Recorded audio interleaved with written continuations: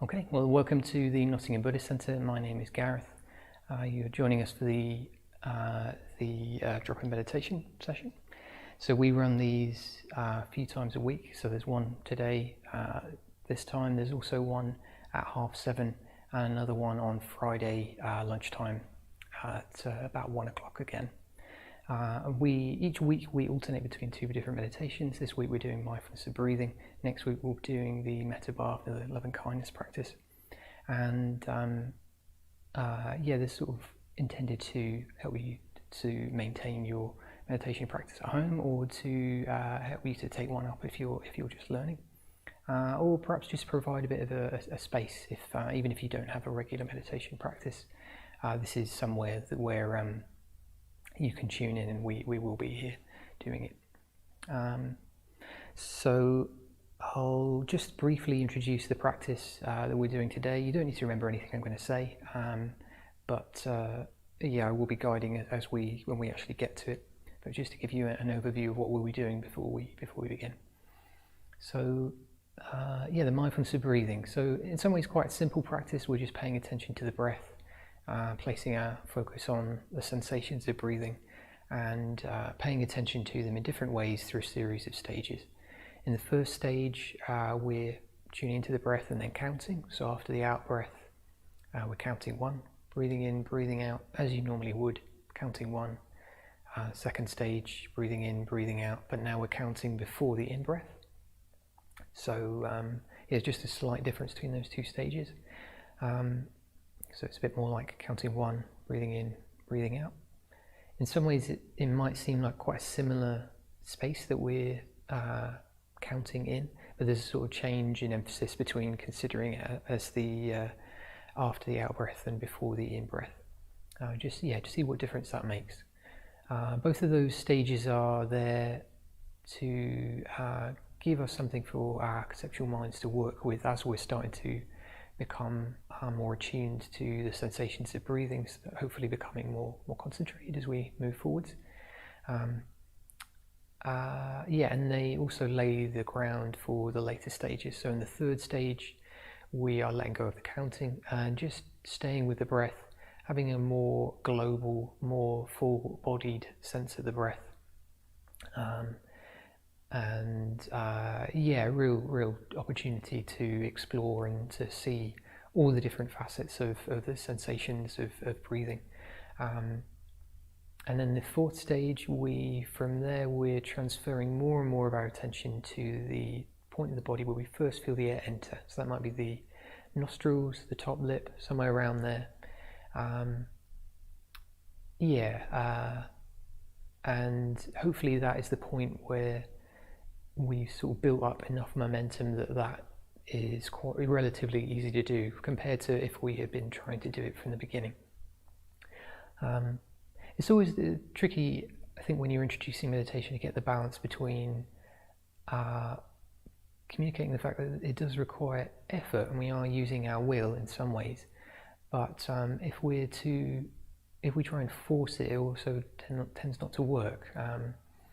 In some ways, one of the ways I find it helpful to think of it is that we're more introducing our minds to these sensations in the way that you would introduce two people. So you cannot force two people to be friends or to get along or to find each other's company interesting, but you can set up the conditions for them to meet on favourable terms. Like, people are more likely to become friends if you, you introduce them over a meal or something like that. And that's kind of what we're doing with the in the practice. That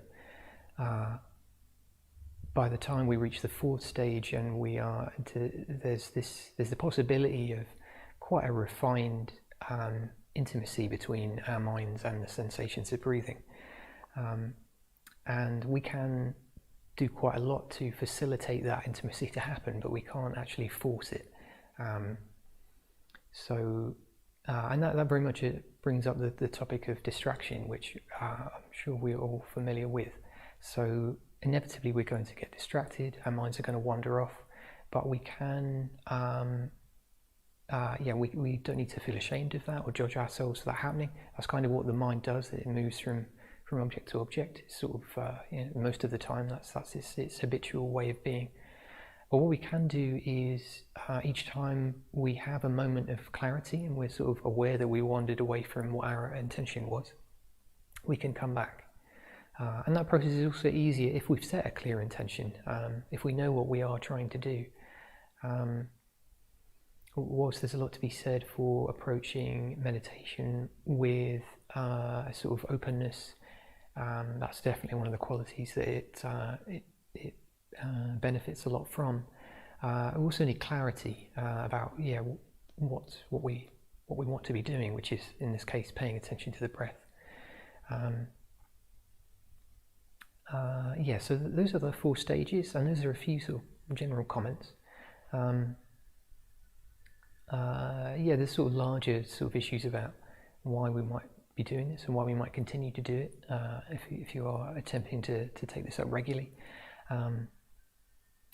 I think for myself, I've just had some time off from doing things at the centre.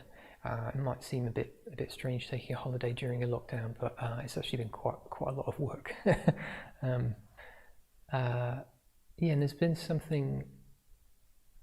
And there was a kind of temptation in having some space to really not do anything, like really just be in front of the television, occasionally go for a walk, something like that.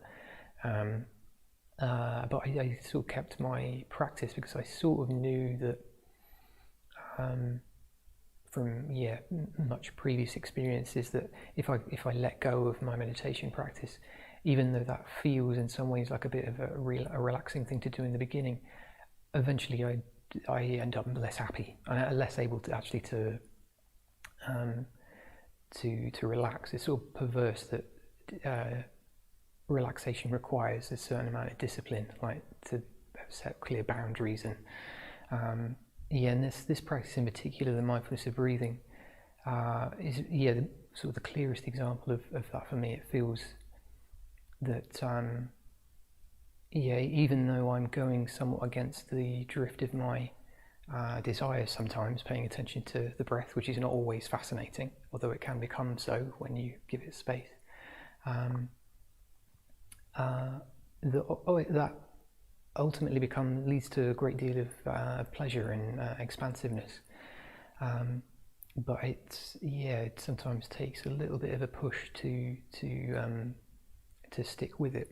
Although having said that, the longer that you can maintain some sort of habit of regular practice, whether that's once or twice a week, on perhaps setting a particular day or evening when you do that, or whether it is every day, morning's always a good time for me and for many others. Sort of doesn't matter exactly when. The regularity is kind of the issue. That repetition makes it a lot easier to stay with the practice. So there's a kind of groove that you've worn, so it's easier to return. So there's sort of a few things, and perhaps gives it a bit of a sense of the benefits of this particular meditation over a longer period.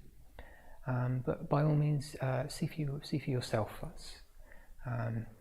That's the more sort of Buddhist sense, is that you need to we need to experience things directly in order to know whether they're beneficial or not. Ultimately, I mean, it's obviously good to take on board other people's opinions and what you can deduce from observation, but we sort of need to know directly in order to be sure. And that's what we're going to be doing now. So if you aren't already set up for meditation, then please put yourself into your meditation posture now, and just settling in, getting yourself comfortable.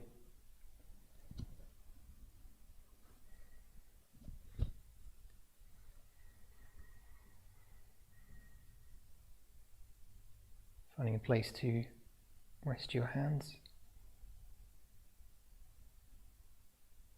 Closing the eyes, resting them in empty space before you. I'm going to move through a very quick body scan.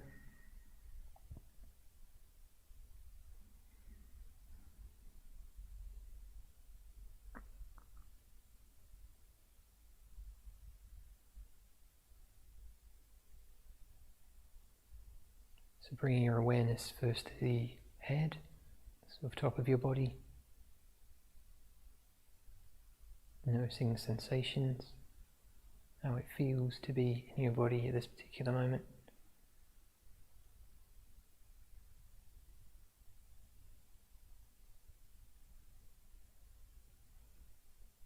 And then bringing that awareness down into the chest, into the arms and the hands.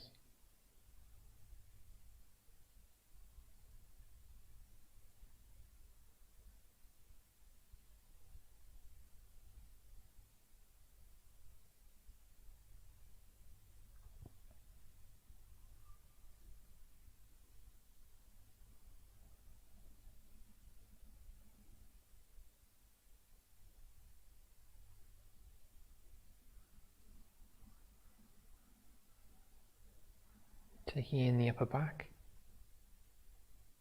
noticing sensations of breath and ribs moving.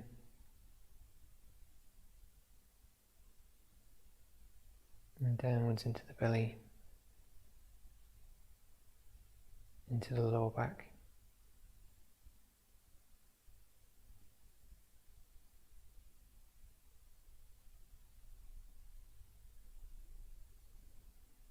And down into the groin and the pelvis.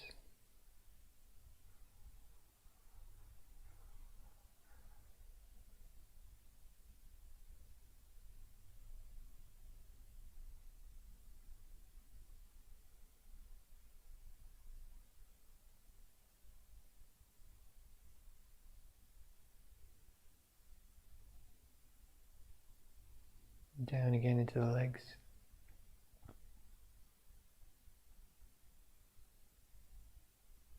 Really feeling our contact with the ground, the chair, the cushion, wherever that sense of stability or support might come from.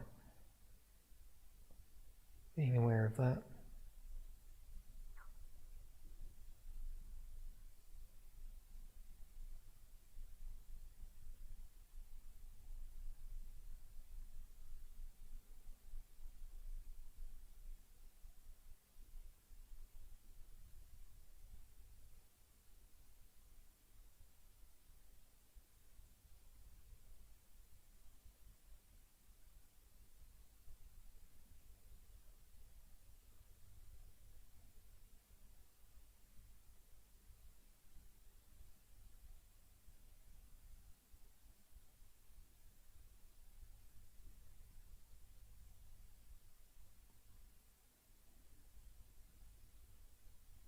Coming back to a broad awareness of the body.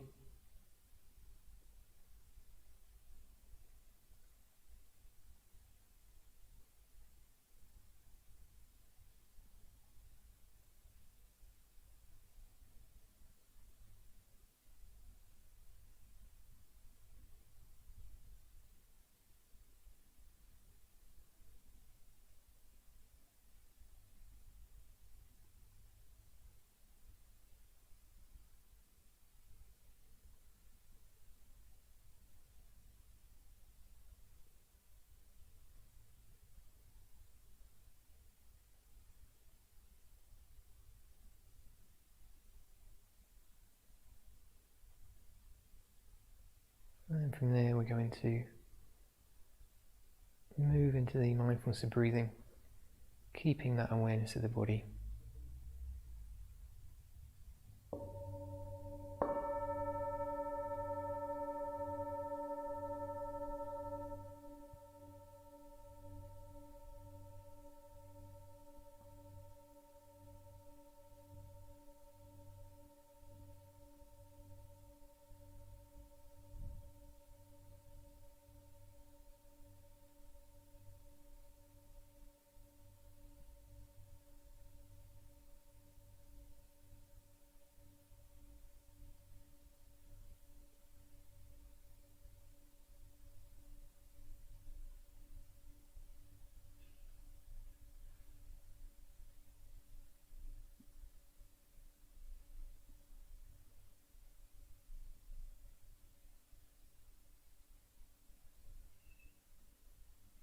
first stage, once we've got a sense of the breath, just tuning in to those sensations and dropping in the numbers, counting 1 after the out breath.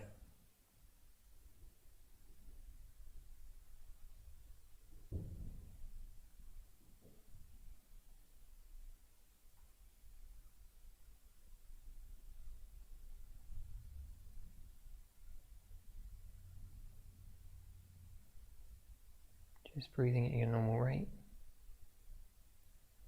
not trying to control the breath. Breathing in, breathing out, counting 2, counting 3, counting 1 number at a time, all the way up to 10, and then starting again.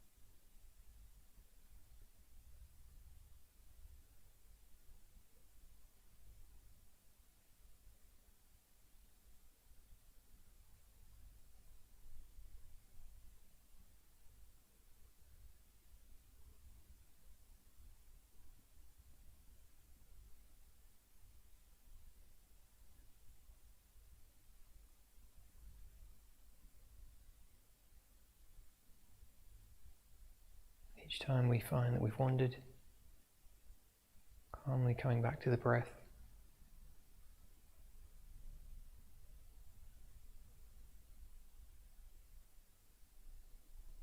contacting that intention again,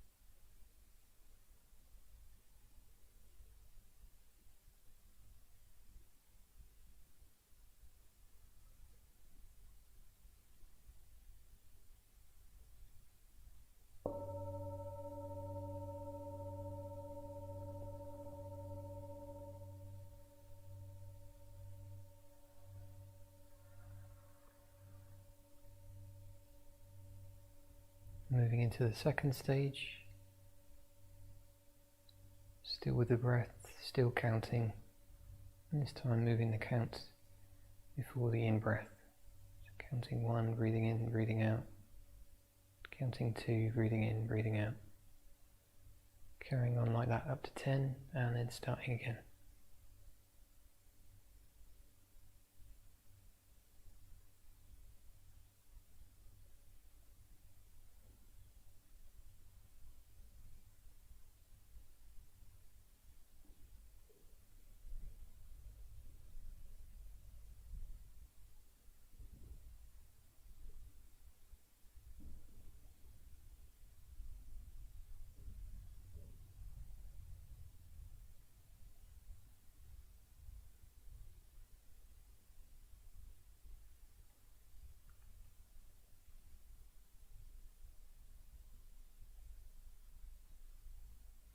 Remembering the body is always there as our anchor. If we feel lost, if we encounter tension, we can always use the out-breath just to soften that. Imagine it dissolving or easing away as we breathe out.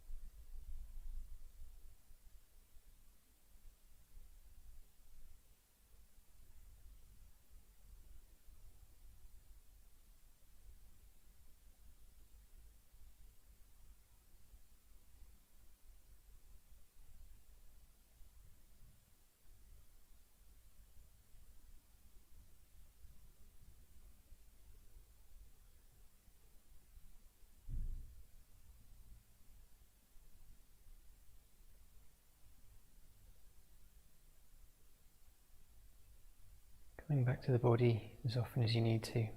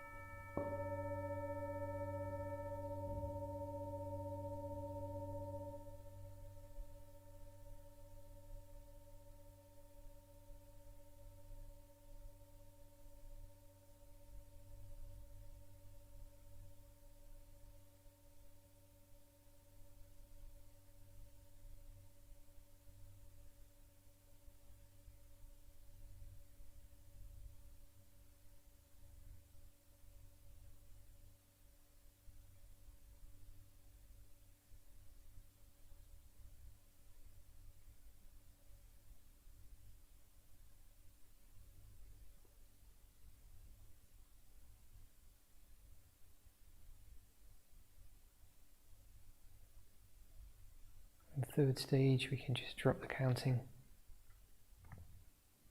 And we're staying with the breath.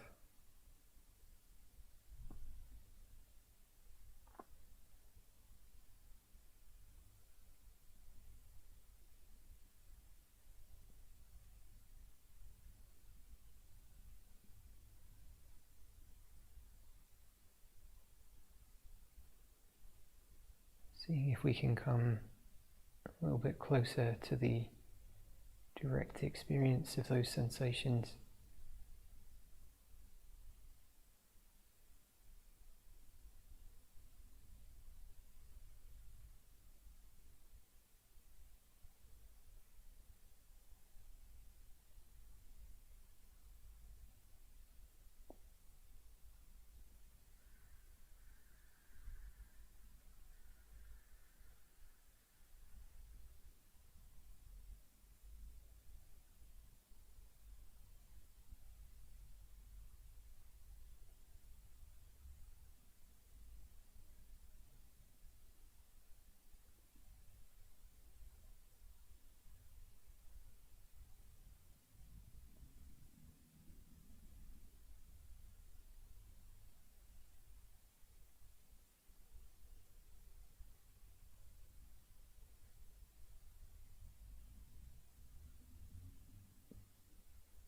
And as thoughts arise, coming between us and the sensations of breathing,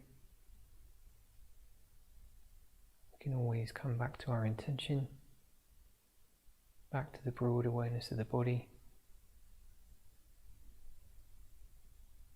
And we don't need to harshly judge the thoughts that have arisen,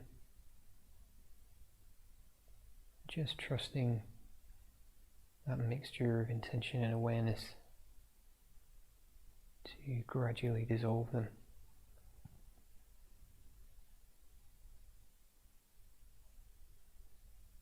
Just as clouds evaporate in a blue sky.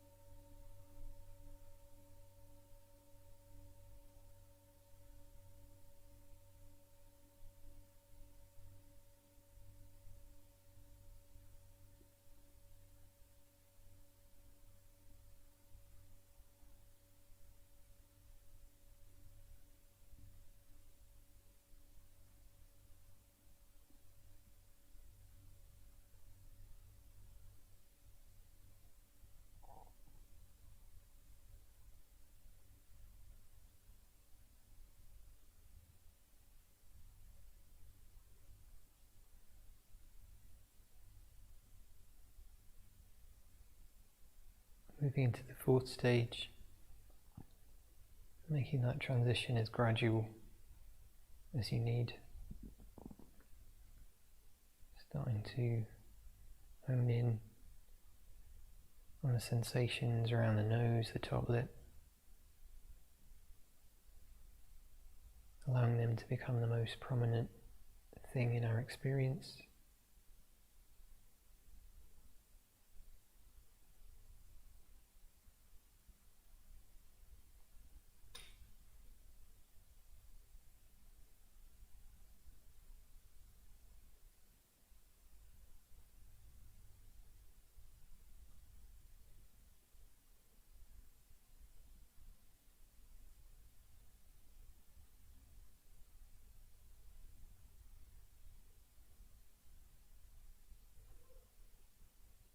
The feel of the air flowing over that area,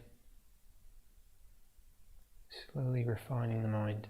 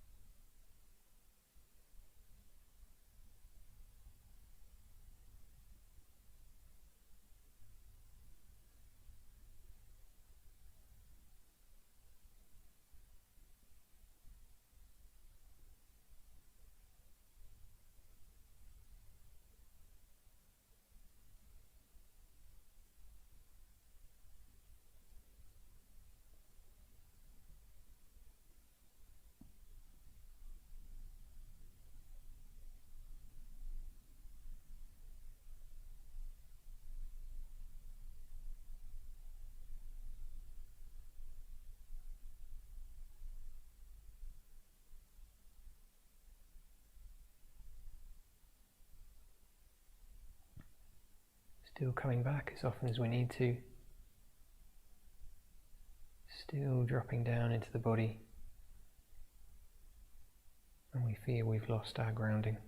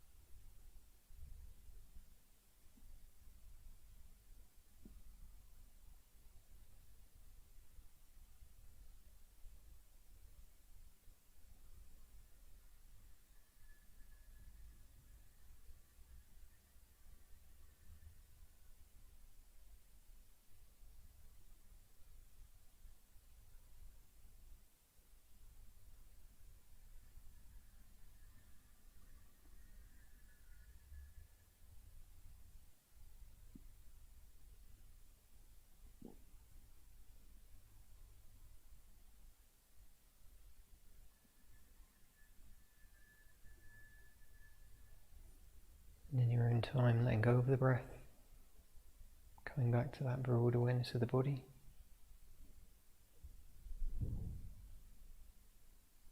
Noticing any changes.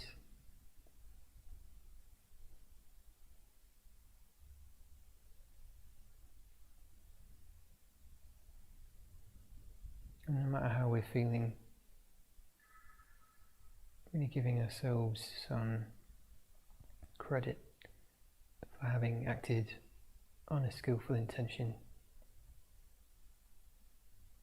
just by sitting and paying attention to what's going on in our experience.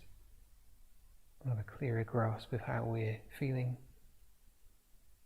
the different forces that are pushing and pulling at us at the moment.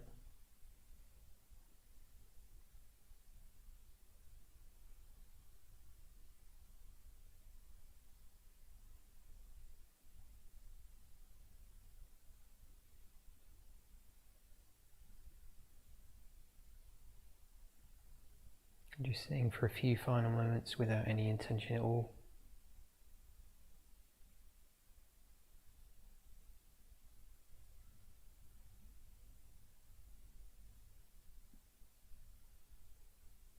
Appreciating the stillness.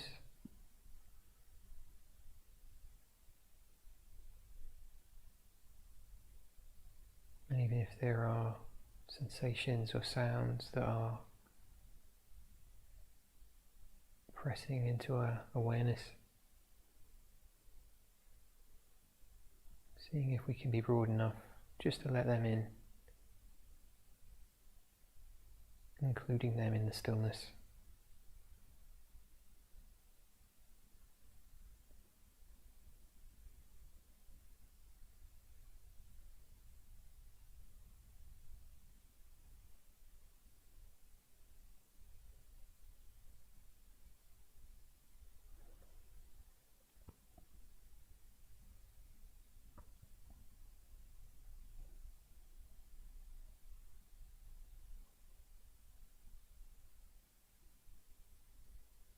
And in a moment I'm going to ring the bell, and when I do that you can draw the meditation to a close and open your eyes whenever you're ready.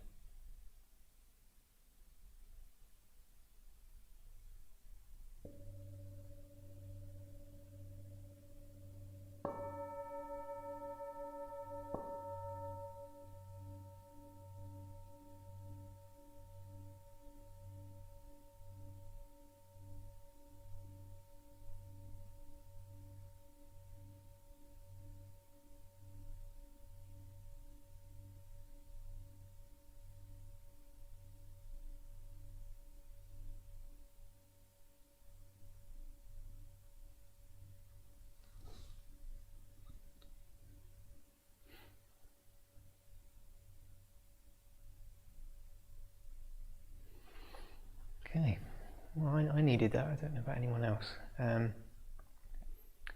Well, thank you very much for joining me. Yeah, so we've got a couple of things to mention just before we finish up. So first of all, well, actually, I suppose to begin with a thank you. So yeah, we've been doing appeals for generosity for the last couple of months since the lockdown started. The lockdown obviously means that the centre can't be open, but we're still doing quite a lot. But we're not able to get donations in the usual way. But we've been really touched by how much generosity there has been from people. Yeah, whether they've been coming to the centre for a long time or they're relatively new, or yeah, some people who found us online as well. Yeah, so if you have been able to donate to us already, then thank you very much for doing that. That said, every month the situation is the same. Hi Marcus. Yeah, God, you could be with me as well. Yeah, the situation continues. So if you are financially able to be generous today, then you will find the links to our donation page in the description of this video. If you're not able to, please just come and avail yourself of what we're putting out, if that's doing you good. The other little thing to mention is that we're sort of trying to freshen up the the format of these a bit. So the first sort of trial run of that is going to be next week, Tuesday night, if all goes to plan. So the idea is to have more of a space for people to interact with us. Okay. If the donation page link isn't working, you can find it on our website. I'll have to update the link. It may have been changed recently. Yeah. So let's go back to what I was saying. Next week, next Tuesday, first of these sessions where we're trying to make more of a space for people to interact with us if you've got questions, particularly if you're newer, but yeah, if you just want to interact with us for if you've got questions or just have a chat. So the format should be there'll still be the YouTube stream, but that will be connected with Zoom. So there'll be a space for Zoom afterwards. So you're welcome to just come to the YouTube bit. There's certainly no pressure to do it on Zoom if you don't want to, but there is that space there if you like. The content may also be a little bit different. Hopefully shortly we'll have some sort of standard introductions to the mindfulness of breathing and the Metta Bhavana, and that we can just have available as reference, and then that means these sessions will be a bit more, we can do something slightly different each time. We're sort of playing with these ideas. If you have any particular things that you'd like covered, or any ideas for things that you'd be interested to hear about, then please drop us an email or comments. So that first trial run is next Tuesday. So if you want to come to the Zoom, just drop us an email, or I'll explain during the YouTube thing next week anyway. So don't worry about that. But thank you very much for joining me. The sessions are continuing as normal this week, so there'll be one also tonight and one on Friday lunchtime as well. And whatever you're up to, take care of yourselves and go well.